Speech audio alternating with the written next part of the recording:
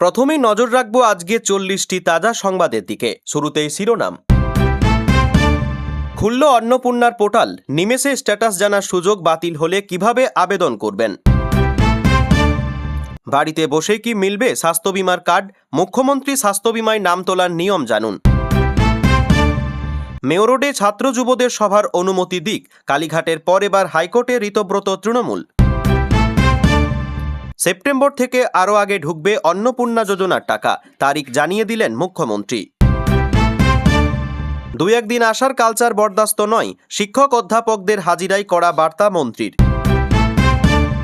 তদন্তে অসহযোগিতা সুমিতের, অভিষেকের আত্মসহায়ককে হেফাজতে চেয়ে সুপ্রিম দরবারে রাজ্য। ডায়মন্ড হারবারে গঙ্গাপাড়ের সৌন্দর্যায়নে কোটি কোটি টাকার নয়ছয়, অভিষেকের বিরুদ্ধে নয়া অভিযোগ ববির।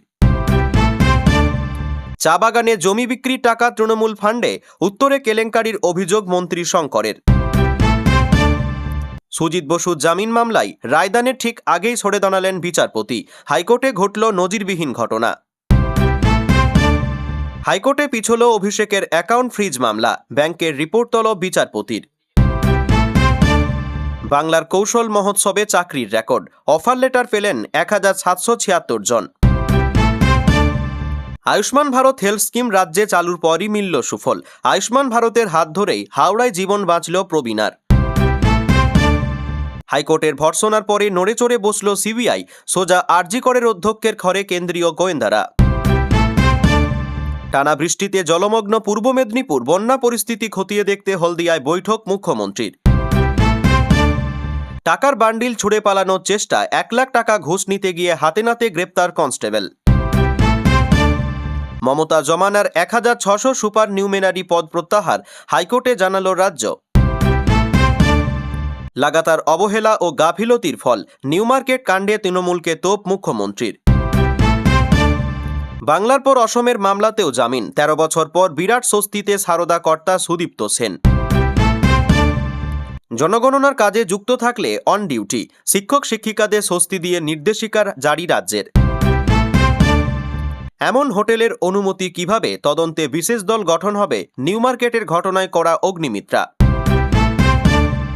একই বিল্ডিংয়ে একাধিক হোটেল, ঘর ও অন্দরসজ্জা দেখে আটকে উঠলেন দমকল প্রতিমন্ত্রী, ট্রেড লাইসেন্স নিয়ে প্রশ্ন। ইভিএম না থাকলে কি করে হবে পুরভোট, জেলায় পড়ে থাকা মেশিন ফেরাতে হাইকোর্টের রাজ্য নির্বাচন কমিশন। আরজি কর দুর্নীতি মামলায় জামিন পেতে মরিয়া চেষ্টা, এবার সুপ্রিম কোর্টে আবেদন সন্দীপের। খড়দহে যানজট মেটাতে উড়ালপুলের দাবি মন্ত্রীর।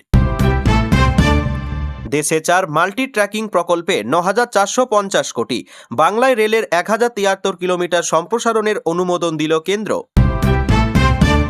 ডিএ মামলায় মালহোত্রা কমিটির কাছে থেকে সুবিচার পাবই, সুপ্রিম কোর্টে শুনানির পর বললেন ভাস্কর ঘোষ। বিধায়কদের নতুন গাড়ি চালকের খরচ বাবদ মাসে 75,000, বিজয়ের নতুন সিদ্ধান্তে বিতর্ক। ইছামতির কচুরিপানা চাপেই ভাঙল সাঁকো, সমস্যায় লক্ষাধিক। অন্নপূর্ণার টাকা পেয়ে খুশি অন্নপূর্ণা, শুভেন্দু অধিকারীকেই কৃতিত্ব দিচ্ছেন মমতা। শিয়ালদহ বনগাঁ রুটে নতুন এসি লোকাল, 20 আগস্ট থেকে পরিষেবা।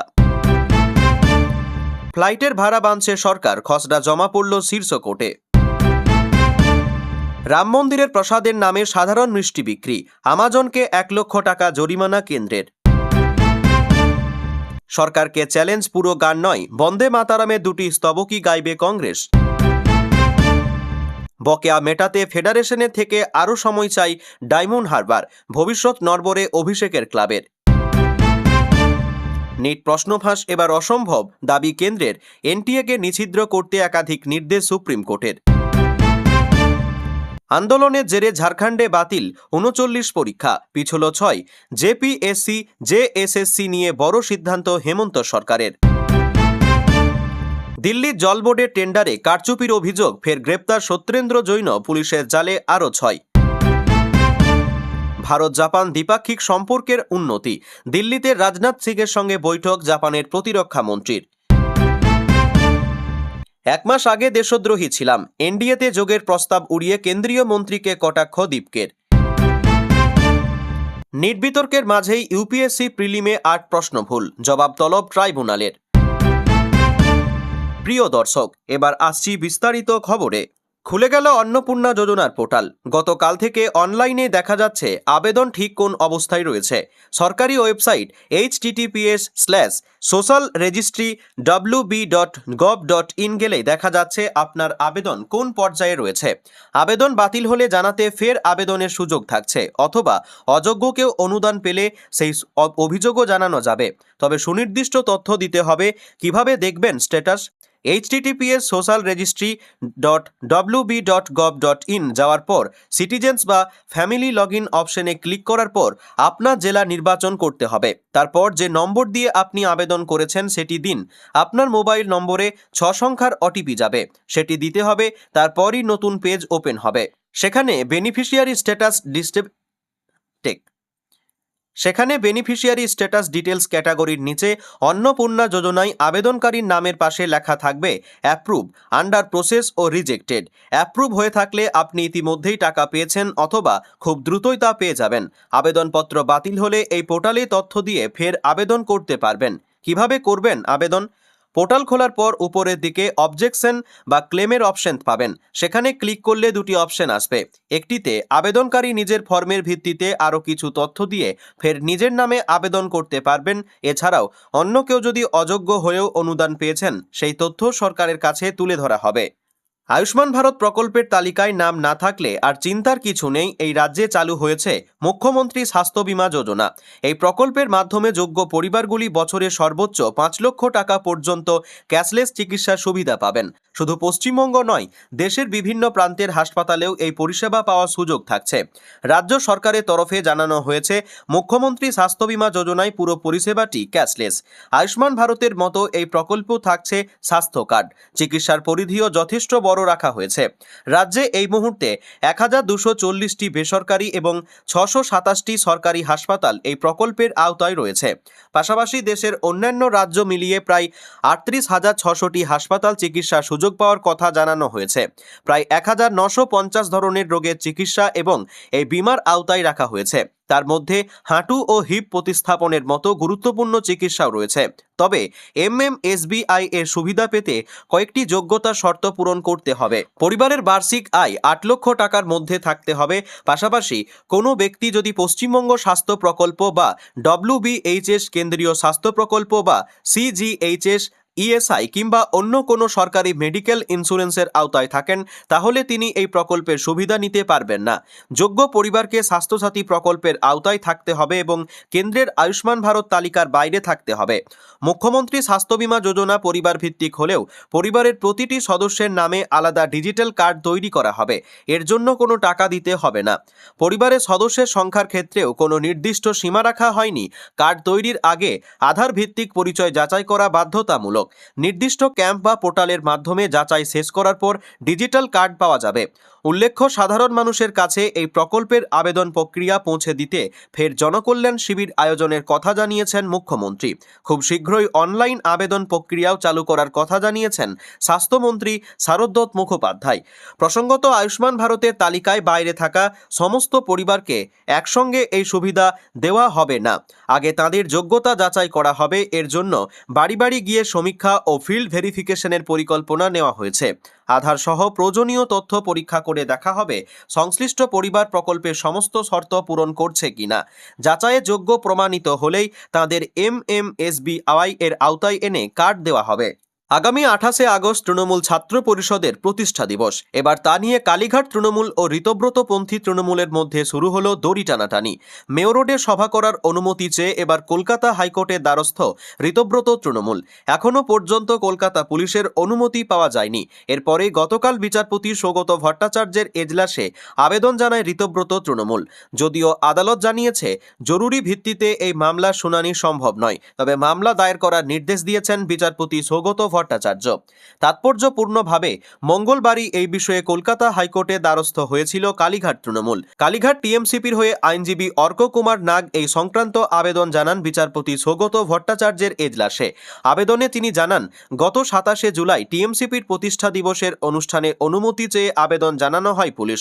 এরপর গত 3ই আগস্ট এবং 7ই আগস্ট পুলিশের কাছে এই বিষয়ে জানতে চাওয়া হয়, কিন্তু এখনো পর্যন্ত আবেদনের কোনো জবাব পুলিশের তরফে দেওয়া হয়নি বলেই আদালতে দাবি আইনজীবী। বাধ্য হয়ে হাইকোর্টে দ্বারস্থ হয়েছেন বলে বিচারপতি সৌগত ভট্টাচার্যকে জানান আইনজীবী। জরুরি ভিত্তিতে যাতে মামলা শুনানি হয় সেই আবেদনও জানানো হয়।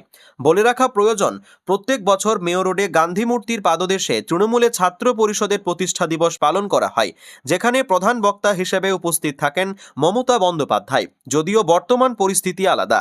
রাজ্যে পালাবদলের পর মমতা বন্দ্যোপাধ্যায়ের ঘর ভেঙে খান খান। একদল যোগ দিয়েছেন এনসিপিআইতে, অন্য দল ঋতব্রত বন্দ্যোপাধ্যায়ের আসল তৃণমূলে যোগ দিয়েছেন। গত 21শে জুলাই শহীদ দিবস অনুষ্ঠান আলাদাভাবে পালিত হয়। এনসিপিআই সাংসদরা দিল্লিতে শহীদ দিবস পালন করেন। অন্যদিকে ঋতব্রত বন্দ্যোপাধ্যায় এবং মমতা বন্দ্যোপাধ্যায় আলাদাভাবে শহরের 2 জায়গায় শহীদ দিবস পালন করেন। এবারও আলাদাভাবে টিএমসিপির প্রতিষ্ঠা দিবস পালনের কথা জানিয়েছেন ঋতব্রত বন্দ্যোপাধ্যায়। সেই মর্মে কলকাতা পুলিশের কাছে অনুষ্ঠান করতে চেয়ে আবেদনও জানানো হয়, কিন্তু এখনো পর্যন্ত অনুমতি না পাওয়ায় এবার হাইকোর্টে দ্বারস্থ ঋতব্রতপন্থী তৃণমূল। অন্নপূর্ণা যোজনার অগস্টের টাকা পেতে উপভোক্তাদের কিছুটা দেরি হয়েছে। ঝাড়াই বাছাইয়ের পর গত 17ই আগস্ট 3000 টাকা করে পাঠাতে শুরু করেছে রাজ্য সরকার। আগামী 20 আগস্ট অবধি 1,45,00,000 যোগ্য মহিলার অ্যাকাউন্টে টাকা পাঠানো হবে। তবে সেপ্টেম্বর থেকে আরও আগে টাকা পাবেন সকলে। এবার এমনটাই ঘোষণা করলেন মুখ্যমন্ত্রী শুভেন্দু অধিকারী। এই সরকারি প্রকল্পের সুবিধাভোগীদের ধন্যবাদ জ্ঞাপন অনুষ্ঠান থেকে এই ঘোষণা করেন মুখ্যমন্ত্রী। সেপ্টেম্বর থেকে কত তারিখের মধ্যে অন্নপূর্ণা যোজনার টাকা ঢুকবে তা জানিয়েছেন তিনি। পাশাপাশি টাকা না পেলে কি করতে হবে সেটাও বলেছেন। মহাজাতি সদনে আয়োজিত অনুষ্ঠানে শুভেন্দু বলেন, সেপ্টেম্বর মাস থেকে অন্নপূর্ণা যোজনার টাকা আরও আগে ঢুকবে। মাসের দ্বিতীয় সপ্তাহের মধ্যেই 3000 টাকা করে পেয়ে যাবেন উপভোক্তারা। তার কথাই 10 থেকে 15 তারিখের মধ্যে আপনাদের অ্যাকাউন্টে টাকা ঢুকে যাবে। এছাড়াও টাকা পেতে কোনো রকম সমস্যা হলে স্থানীয় মহিলা মোর্চা নেতৃত্বের কাছে যাওয়ার পরামর্শ দেন মুখ্যমন্ত্রী। তিনি বলেন, কোনো রকম টেকনিক্যাল সমস্যা হলে স্থানীয় মহিলা মোর্চা নেতৃত্বদের কাছে যাবেন। অন্নপূর্ণা যোজনার জন্য প্রত্যেকটি বিধানসভা কেন্দ্রে নিজেদের মধ্যে একটি গ্রুপ বানিয়ে নিন, যাতে ভবিষ্যতে মহিলাদের অধিকার ও মহিলাদের উপর কোনো অত্যাচার বা অবিচার হলে আপনারা মা বোনেদের পাশে দাঁড়াতে পারেন। মুখ্যমন্ত্রী জানান, জুন থেকে আগস্টের মধ্যে ধাপে ধাপে অন্নপূর্ণা যোজনার উপভোক্তাদের সংখ্যা অনেকটা বৃদ্ধি পেয়েছে। প্রথম মাসে 28 লক্ষ মহিলাকে 3000 টাকা করে দেওয়া হয়েছিল। দ্বিতীয় মাসে সেই সংখ্যাটা বেড়ে দাঁড়ায় 1,19,00,000। অগাস্টে 1,45,00,000 মহিলার অ্যাকাউন্টে টাকা পাঠানো হচ্ছে বলে জানিয়েছেন তিনি। উচ্চশিক্ষার হাল ফেরাতে সবার আগে কলেজ বিশ্ববিদ্যালয়ে শিক্ষক অধ্যাপকদের নিয়মিত ক্লাস নিতে হবে। কোনো অজুহাত করা যাবে না। শিক্ষকদের সপ্তাহে 2-1 দিন আসার কালচার আর মেনে নেওয়া হবে না। করোনা পরবর্তী সময়ে বিশ্ববিদ্যালয় ও কলেজের অনেক শিক্ষকের নিয়মিত না আসার প্রবণতা কাটিয়ে তাদের পুরো সময় ক্লাসে ফেরানোই বর্তমান সরকারের প্রধান লক্ষ্য বলে স্পষ্ট জানালেন রাজ্যের উচ্চশিক্ষা মন্ত্রী জগন্নাথ চট্টোপাধ্যায়। হাজিরায় অনিয়মকে আর্থিক অনিয়মের সঙ্গে তুলনা করে মন্ত্রী বলেন, শিক্ষকদের সপ্তাহে 2-1 দিন আসার কালচার আর মেনে নেওয়া হবে না। প্রাতিষ্ঠানিক প্রধান হিসাবে উপাচার্যদের কড়া ভূমিকা নেওয়ার নির্দেশ দেওয়া হয়েছে। কোনো শিক্ষক সংগঠন বা অধ্যাপক মঞ্চ বাধা সৃষ্টি করলে সরাসরি ব্যবস্থা নেওয়া হবে। তার কথায়, শিক্ষা দপ্তরের মূল কাজ হলো কলেজের শিক্ষকরা নিয়মিত কলেজে গিয়ে পঠন পাঠনের ব্যবস্থা করছেন কিনা সেটা নিশ্চিত করা।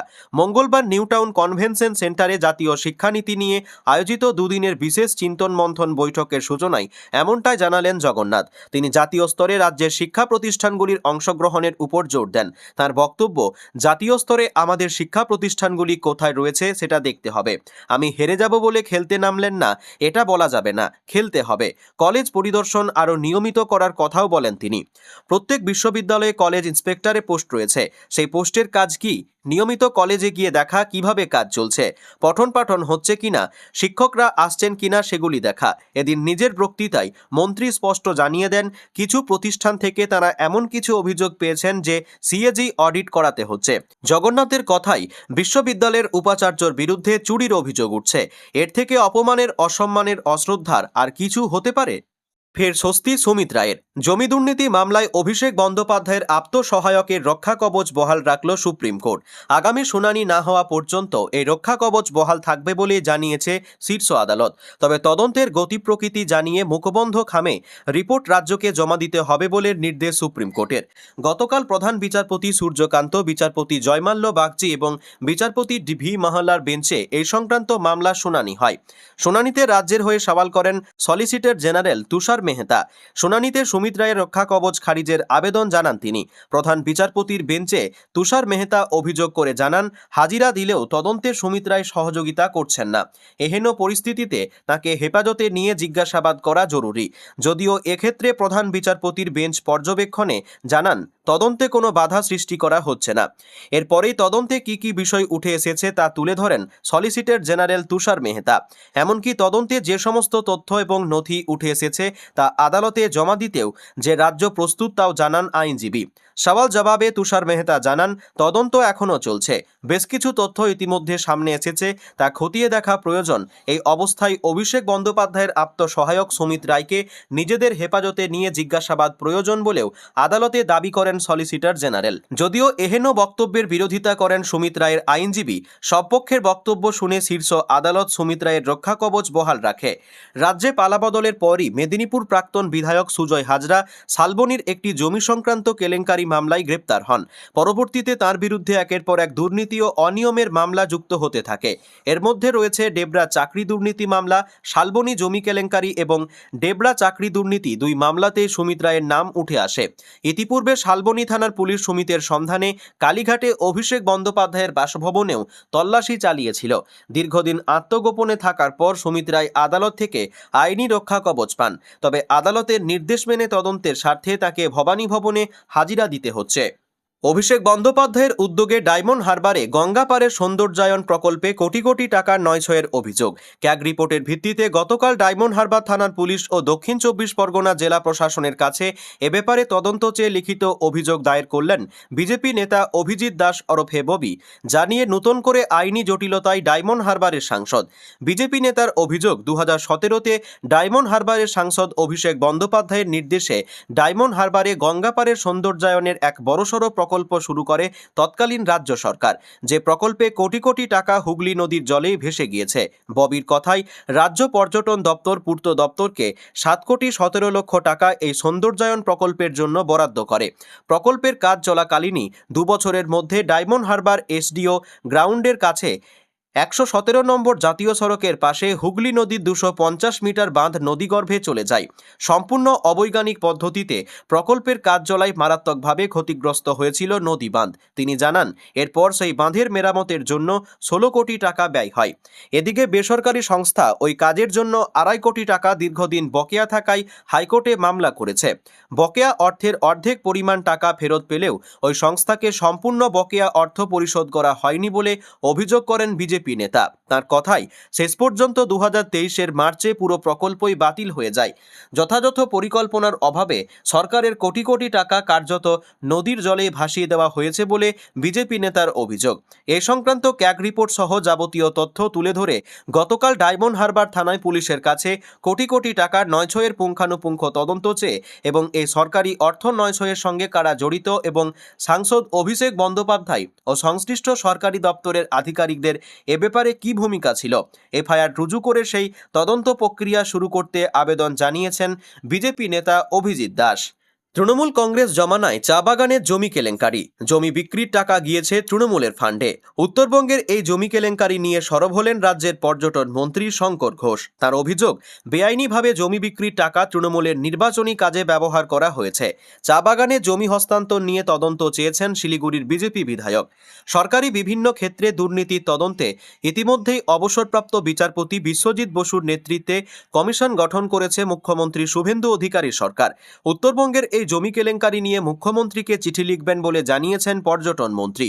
চা বাগানে জমি কিভাবে এবং কার স্বার্থে ব্যবহার হয়েছে তা তদন্তের আওতায় আনার কথা বলেন তিনি। শঙ্কর জানিয়েছেন, দুর্নীতির কারণেই পূর্বতন সরকারের জমানায় সরকারের চা বাগানের অব্যবহৃত জমি 30% পর্যটন ও বাণিজ্যিক কাজে ব্যবহারের অনুমোদনের তারা তীব্র বিরোধিতা করেছিলেন। এদিন চা বাগানের জমিতে ট্যুরিজমে আরও জোর দেওয়ার পরিকল্পনার কথাও জানান পর্যটন মন্ত্রী। বেশ কিছু চা বাগানের মালিক ও সংস্থা সংস্থার সঙ্গে চুক্তি করে পুরনো বাংলোগুলিতে পর্যটকদের থাকার ব্যবস্থা করা হবে বলে জানিয়ে তিনি বলেন, চা বাগান এলাকার শ্রমিক এবং বাসিন্দাদের পর্যটন শিল্পের সঙ্গে যুক্ত করে স্থানীয় অর্থনীতিকে শক্তিশালী করার পরিকল্পনা রয়েছে আমাদের। স্থানীয় মানুষ এবং চা শ্রমিকেরা যাতে পর্যটন থেকে সরাসরি লাভবান হন সেই ব্যবস্থার উপর জোর দেওয়া হবে। পুরনো বাংলোগুলির পাশাপাশি চা বাগানের ভিতরে হোমস্টে তৈরির পরিকল্পনা রয়েছে বলে জানান শঙ্কর ঘোষ। তিনি জানান, বাগানকে শুধু চা উৎপাদনের ক্ষেত্র না রেখে পর্যটনের গুরুত্বপূর্ণ গন্তব্যে পরিণত করা। তবে পর্যটনের প্রসারে চা বাগানের মূল চরিত্র ও চা শিল্পের স্বার্থ যাতে ক্ষতিগ্রস্ত না হয় সেই ভারসাম্যের কথাও বলেছেন শঙ্কর। বর্তমান সরকার চা বাগানের 15% এলাকা বাণিজ্যিক কাজে ব্যবহারের প্রস্তাবে অনুমোদন করেছে। পর্যটন মন্ত্রী বলেন, চা বাগান না থাকলে চা বাগান দেখতে লোক আসবে কি করে? রায়দানের আগেই মামলা ছাড়লেন বিচারপতি। কলকাতা হাইকোর্টে ঘটল এক নজিরবিহীন ঘটনা। প্রাক্তন মন্ত্রী সুজিত বসু জামিন মামলায় এই অভূতপূর্ব পরিস্থিতির সৃষ্টি হয়। প্রাক্তন দমকল মন্ত্রী সুজিত বসু জামিনের আবেদনের শুনানির সোমবারই বিচারপতি শুভ্রা ঘোষের এজলাসে সম্পূর্ণ হয়েছিল এবং রায়দান স্থগিত রাখা হয়। কিন্তু মঙ্গলবার এজলাসে বসার পর বিচারপতি জানান, সুজিত বসুর এক আইনজীবী তার চেম্বারে গিয়ে মামলার ফাইল দেখতে চেয়েছিলেন। সেই সময় বিচারপতি নিজে চেম্বারে না থাকলেও তার ব্যক্তিগত সচিবের কাছে ফাইল চাওয়া হয় বলে তিনি জানান। এ ঘটনায় তীব্র অসন্তোষ প্রকাশ করে বিচারপতি মন্তব্য করেন, ঘটনাটি খুবই দুঃখজনক। তিনি জানান যে পুরো বিষয়টি কলকাতা হাইকোর্টের ভারপ্রাপ্ত প্রধান বিচারপতি তপব্রত চক্রবর্তীকেও তিনি জানিয়েছেন। এরপরেই ওই মামলা থেকে নিজেকে সম্পূর্ণ সরিয়ে নেন বিচারপতি ঘোষ। এর ফলে শুনানি শেষ হয়ে গেলেও ওই নির্দিষ্ট বেঞ্চে আর মামলার রায় ঘোষণা হবে না। আইন অনুযায়ী মামলাটি এখন ভারপ্রাপ্ত প্রধান বিচারপতির কাছে পাঠানো হবে। তিনি নির্ধারণ করবেন কোন নতুন বেঞ্চ এই মামলার পরবর্তী শুনানি হবে। অর্থাৎ নতুন বেঞ্চে মামলার আইনি লড়াই আবার নতুন করে শুরু হতে পারে। উল্লেখ্য, পুরনিয়োগ দুর্নীতি মামলায় গ্রেপ্তার হয়ে বর্তমানে কারাবন্দী হয়েছেন প্রাক্তন মন্ত্রী। গত 11ই মে তাকে গ্রেপ্তার করে এনফোর্সমেন্ট ডিরেক্টরেট। তদন্তকারী সংস্থার অভিযোগ, দক্ষিণ দমদম পুরসভায় বেআইনিভাবে চাকরি পাইয়ে দেওয়ার জন্য প্রায় 150 জনের নাম সুপারিশের সঙ্গে তার যোগাযোগ রয়েছে। এই নিয়োগ প্রক্রিয়ায় আর্থিক লেনদেন হয়েছিল কি না তা খতিয়ে দেখছে কেন্দ্রীয় সংস্থা। গ্রেপ্তারির আগে একাধিকবার সুজিত বসুকে জিজ্ঞাসাবাদ করেছিলেন ইডির গোয়েন্দারা। ভোটের আগে হাজিরার জন্য তলব করা হলে প্রচারে ব্যস্ত থাকায় কথা জানালেও পরবর্তী সময়ে তিনি সিজিও কমপ্লেক্সে হাজিরা দেন। কিন্তু গত 11ই মে ফের ইডি দপ্তরে হাজির হওয়ার পর দীর্ঘ জিজ্ঞাসাবাদের শেষে তাকে গ্রেপ্তার করা হয়। আইনি জট কাটানোর জন্য এখন নজর নতুন বেঞ্চের দিকে। কবে কোন বেঞ্চে এই মামলার ফের শুনানি শুরু হবে এবং সুজিত বসু জামিনের আবেদন কোন দিকে মোড় নেবে সেই উত্তরই খুঁজছে সংশ্লিষ্ট মহল। তবে মামলার রায়ের ঠিক আগে বিচারপতির চেম্বারে ফাইল চাওয়ার এই ঘটনায় রাজ্য রাজনীতি ও আইনি মহলে চরম চাঞ্চল্য ছড়িয়েছে। কলকাতা হাইকোর্টে পিছিয়ে গেল অভিষেক বন্দ্যোপাধ্যায়ের ব্যক্তিগত ব্যাংক অ্যাকাউন্ট ফ্রিজ করার মামলা। গতকাল মামলা শুনানির কথা থাকলেও তা পিছিয়ে গেল বৃহস্পতিবার। ব্যাংক কর্তৃপক্ষকে রিপোর্ট দিতে বলেছেন বিচারপতি কৃষ্ণা রাও। সেই দিনই মামলাটি শুনবে উচ্চ আদালত। সুপ্রিম কোর্ট তৃণমূল সাংসদ অভিষেককে চিকিৎসার জন্য বিদেশ যাত্রার অনুমতি দিয়েছেন। শর্ত সাপেক্ষে সেই অনুমতি মিলেছে, কিন্তু তার আগে তার ব্যক্তিগত অ্যাকাউন্ট ফ্রিজ করা হয়েছে। সোমবার হাইকোর্টের বিচারপতি কৃষ্ণা রাওয়ের দৃষ্টি আকর্ষণ করেন তার আইনজীবী অয়ন ভট্টাচার্য। কী কারণে ব্যক্তিগত অ্যাকাউন্টগুলি ফ্রিজ করা হয়েছে সে বিষয়ে ব্যাংকের তরফে কিছু জানানো হয়নি বলেই দাবি অভিষেকের আইনজীবীর। অভিষেকের আইনজীবী জানান, ভারতীয় নাগরিক সুরক্ষা সংহিতার 107 নম্বর ধারা প্রয়োগ না করেই ব্যাংক ফ্রিজ করা হয়েছে। ওই ধারা অনুযায়ী পুলিশকে সংশ্লিষ্ট ম্যাজিস্ট্রেটের কাছে অ্যাকাউন্ট ফ্রিজের আবেদন করতে হবে, অথচ তা করা হয়নি। তা সত্ত্বেও কিভাবে অ্যাকাউন্ট ফ্রিজ করা সম্ভব সে প্রশ্ন তোলেন মামলাকারী। বিচারপতি জানতে চান, অভিষেকের বিরুদ্ধে বর্তমানে কোনো মামলা চলছে কিনা। জবাবে অভিষেকের আইনজীবী জানান, আদালতের নির্দেশ মতো তার মক্কেল মামলায় সহযোগিতা করছেন, তবে তার সঙ্গে ব্যাংক অ্যাকাউন্ট ফ্রিজ করার কোনো সম্পর্ক নেই। এই কথা শোনার পর বিচারপতি মামলার সঙ্গে যুক্ত সব পক্ষকে নোটিশ দিতে বলেন। গতকাল এই মামলা শুনানির কথা ছিল, কিন্তু তা পিছিয়ে গেল। উল্লেখ্য, চোখের চিকিৎসার জন্য আমেরিকা যেতে চান তৃণমূল সাংসদ অভিষেক বন্দ্যোপাধ্যায়, কিন্তু তার বিরুদ্ধে রাজ্যে বেশ কিছু মামলা থাকায় আদালতের নির্দেশ ছাড়া দেশ ছাড়তে পারবেন না। তাই বিদেশ যাত্রার অনুমতি চেয়ে কলকাতা হাইকোর্টে দ্বারস্থ হয়েছিলেন তিনি। জুলাইয়ের 19 তারিখ আমেরিকা যাওয়ার কথা ছিল, কিন্তু 20 জুলাই কলকাতা হাইকোর্টের বিচারপতি সৌগত ভট্টাচার্যের বেঞ্চে মামলা শুনানিতে এই বিদেশ যাত্রা নিয়ে স্পষ্ট আপত্তি করা হয়। আদালত প্রশ্ন তোলে, বিদেশে গিয়েই কেন চোখের চিকিৎসা করতে হবে? কলকাতায় চোখের চিকিৎসার জন্য একাধিক হাসপাতাল রয়েছে। এসএসকেএম হাসপাতালে তিনি চোখের চিকিৎসা করাতে পারেন। প্রয়োজনে এসএসকেএম হাসপাতালে অভিষেকের চিকিৎসার জন্য মেডিকেল বোর্ড গঠন করার নির্দেশ দেবেন বলেও জানান বিচারপতি। দক্ষিণ দিনাজপুরের বালুরঘাটে কেন্দ্রীয় সরকারের উদ্যোগে প্রথমবার আয়োজিত হল কৌশল মহোৎসব বা রোজগার মেলা। চাকরির আশায় মেলায় হাজির হয়েছিলেন হাজার হাজার যুবক যুবতী। বিভিন্ন সংস্থায় ইন্টারভিউয়ের পর তাদের মধ্যে 1776 জনের হাতে তুলে দেওয়া হয়েছে অফার লেটার। বাংলায় আয়োজিত কৌশল মহোৎসবে যা এখনো পর্যন্ত সবচেয়ে বড় নিয়োগের রেকর্ড বলে দাবি করা হয়েছে। বালুরঘাট স্টেডিয়ামে বসেছিল এই চাকরির মেলা। এদিন বিকেল 4টে পর্যন্ত প্রায় 3000 চাকরি প্রার্থীর ইন্টারভিউ নেওয়া হয়। তাদের মধ্যে 1776 জনকে তাদের যোগ্যতা ও দক্ষতা অনুযায়ী বিভিন্ন সংস্থায় চাকরির জন্য বেছে নেওয়া হয়েছে। অনুষ্ঠান মঞ্চ থেকে তাদের হাতে অফার লেটার তুলে দেওয়া হয়। পাশাপাশি আরও কয়েকজন চাকরি প্রার্থীকে শর্টলিস্ট করা হয়েছে। কেন্দ্রীয় শিক্ষা প্রতিমন্ত্রী সুকান্ত মজুমদার জানিয়েছেন, সন্ধ্যা 6টা পর্যন্ত অফার লেটার পাওয়ার সংখ্যা আরও বাড়তে পারে। তার দাবি, এখনও পর্যন্ত দেশের বিভিন্ন প্রান্তে আয়োজিত 11টি কৌশল মহোৎসবের মধ্যে বালুরঘাটের এই মেলায় সবচেয়ে সফল। সবচেয়ে বেশি সংখ্যক চাকরির সুযোগ এই মেলাতেই তৈরি হয়েছে বলে জানান তিনি।